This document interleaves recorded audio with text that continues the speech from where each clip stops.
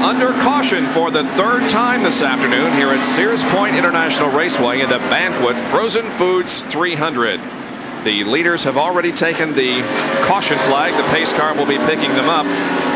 And the reason they are under caution is because of an incident up around turn number 2 involving Rob Moroso, who has gotten his car off the course.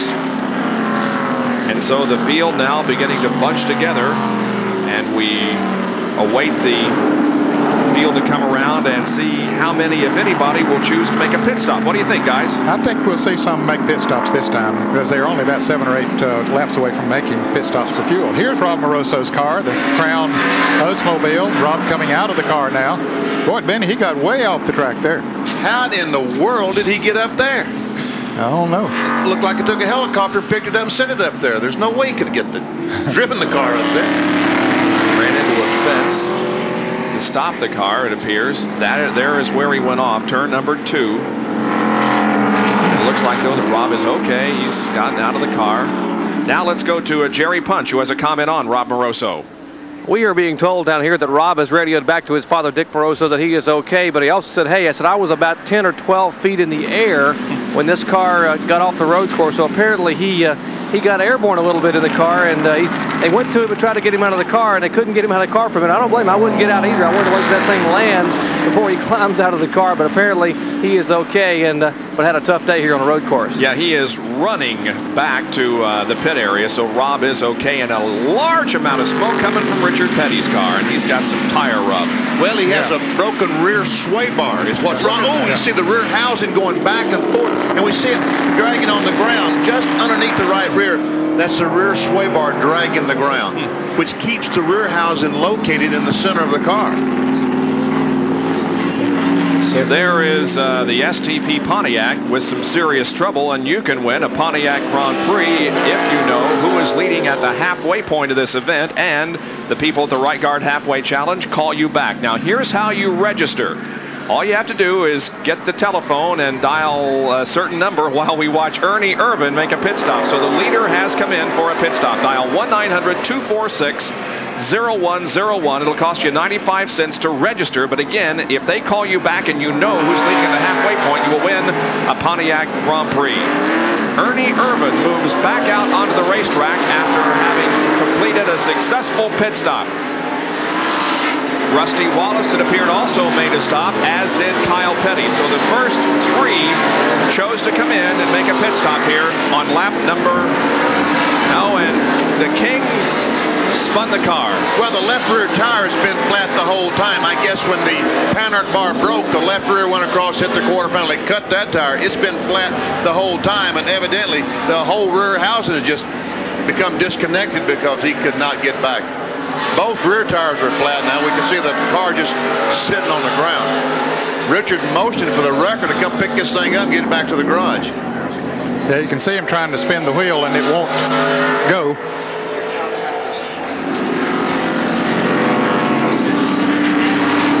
You know, we talked about track position earlier in the show, and here's a guy who has great track position. That is Mike Chase from Bakersfield, California. He didn't come in for a pit stop. He's going to lead this race. Sure is. There's Butch Miller, Harry Gant. Now, Harry Gant did make a pit stop. And so did Dale Earnhardt and Bill Elliott. We wondered, and Mark Martin, those that had made pit stops earlier, if they would come in. Yes, they did. They came in, and I'm sure they took on 4 tires like everybody else did. Well, I mean, Harry Gant made a pit stop, not this caution flag, but the one before. So he has made a pit stop, and he's in 3rd spot. Now, Earnhardt, those other cars did make a pit stop this caution flag.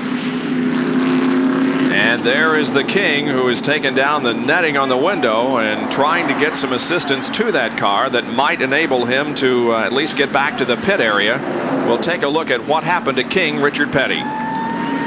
Well, you can see that right rear wheel coming out as the rear sway bar has broken. The left rear tire is flat, and then around he goes. When the right rear finally blew, around he went. He had both tires in the rear was flat.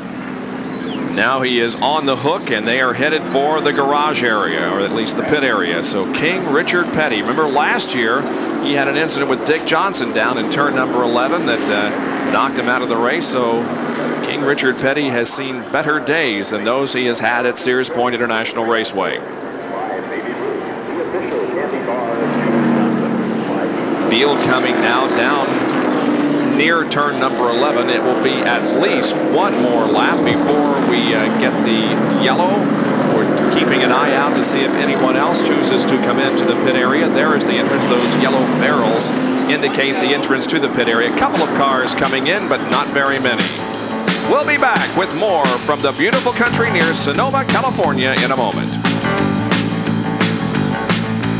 In 1909, George Pepperdine founded Western Auto with a mail order flyer for Model T parts. Now, Western Auto has become the leader for auto parts and service in America.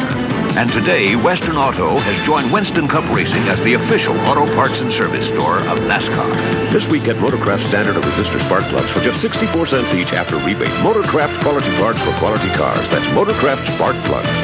Now it's official. Gentlemen and ladies, start your engines at Western Auto.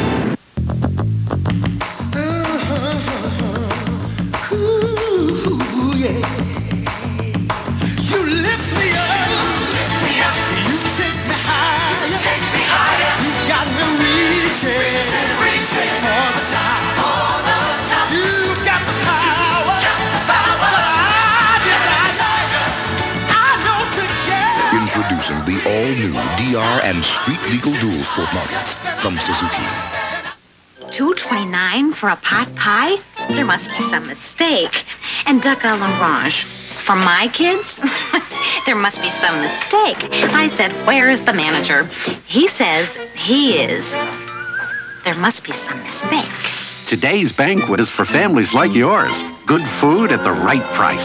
And varieties the whole family will enjoy. I'm sticking with Banquet, and that's no mistake. Today's banquet. Good food that's right on the money. 20 out of 74 laps completed at the Banquet Frozen Foods 300 here at Sears Point International Raceway. Under caution, we should be going green here in just a few moments. There is Mark Martin. Let's go down to Jerry Punch, who's with Steve Meal. Let's get an update from Steve. Steve, what's the situation on the car? How bad's it hurt? Well, it's towed out about probably an inch, you know, and the throttle seems to be sticking a little bit. Evidently, when they hit up there, it might have knocked the motor sideways a little bit and got the linkage kind of messed around, but it's not hanging where it's going to hurt anything. It's just a little bit hard to downshift with it. The car ran real well with that other set of tires on it. We were catching Ernie Irvin about a second a lap. So, you know, the traffic is real bad, but the car is not hurt bad enough that Mark can't overcome it. Right now, Mark's just going to have to carry it. What did Mark say happened up there?